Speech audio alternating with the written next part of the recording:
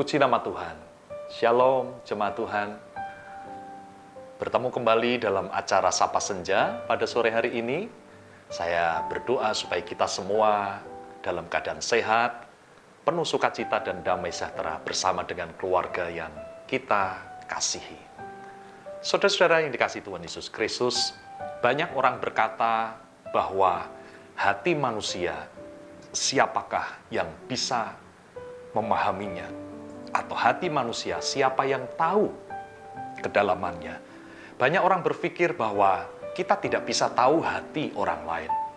Tetapi sore hari ini saya ingin mengatakan bahwa kalau seseorang hatinya beres, maka itu bisa dilihat oleh orang lain. Ya, bagaimana cara kita bisa tahu seseorang itu hatinya beres? Dalam Kejadian pasal 50, ayat yang ke-20 dan 21, kita mengenal kisah ini, yaitu kisah tentang Yusuf yang diperlakukan tidak baik oleh saudara-saudaranya. Tetapi dia mengatakan demikian, memang kamu telah mereka-rekakan yang jahat terhadap aku, tetapi Allah telah mereka-rekakannya untuk kebaikan, dengan maksud melakukan seperti yang terjadi sekarang ini, yakni memelihara hidup suatu bangsa yang besar. Jadi janganlah takut, aku akan menanggung makanmu dan makan anak-anakmu juga. Demikianlah ia menghiburkan mereka dan menenangkan hati mereka dengan perkataannya. Saya mengatakan hati Yusuf adalah hati yang beres. Dia diperlakukan tidak adil, dia diperlakukan dengan sangat buruk oleh saudara-saudaranya. Dan ketika dia menjadi orang hebat, dia tidak menggunakan kesempatan itu untuk membalas, tapi justru melakukan kebaikan untuk saudara-saudaranya. Dari ayat-ayat yang kita baca ini, saya menemukan bahwa hati yang beres itu tampak dari 4 hal.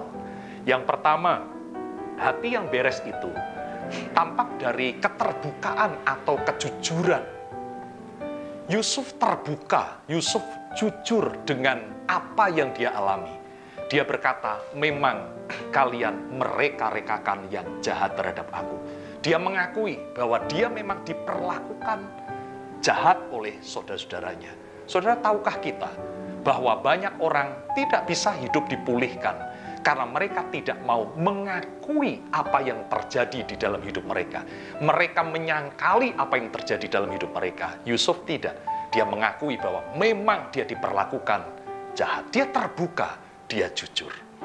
Yang kedua, hati yang beres itu tampak dari apa? Dari cara pandangnya. Yusuf berkata, memang engkau mereka-rekakan yang jahat, tetapi Allah mereka-rekakan untuk kebaikan. Yusuf melihat persoalan dan kesulitannya dalam sudut pandang rohani.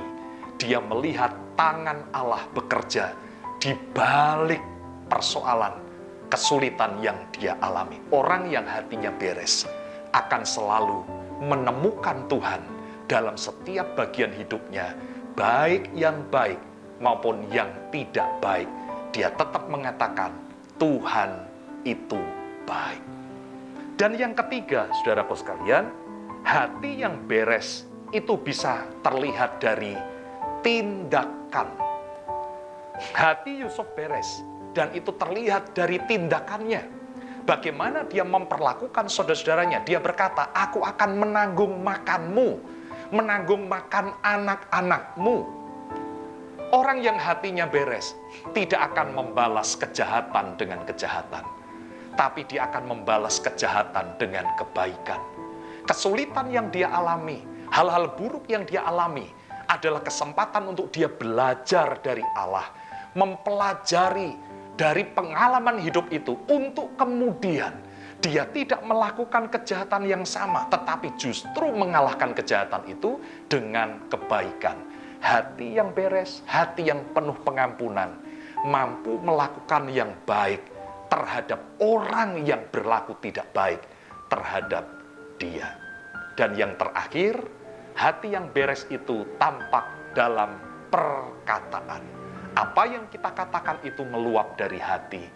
Firman Tuhan mengatakan bahwa Yusuf menghiburkan saudara-saudaranya dengan perkataan perkataannya. Saudaraku sekalian, hati Yusuf beres. Dia tidak mengobarkan api kebencian.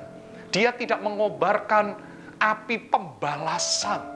Tetapi yang dia kobarkan adalah api kasih yang menenteramkan, yang menghiburkan dan menenangkan. Karena perkataan Yusuf itu keluar dari hati yang sudah dibereskan dengan Tuhan. Kalau hatimu dan hatiku beres, penuh pengampunan, maka perkataan-perkataan kita tentu akan menghiburkan orang dan menenangkan orang. Dimanapun kita berada, kita bisa menjadi berkat. Mari kobarkan api kasih dimanapun kita berada. Kobarkan perkataan-perkataan yang membangun, yang keluar dari hati, yang sudah dibereskan oleh Tuhan. Tuhan memberkati kita semua. Haleluya.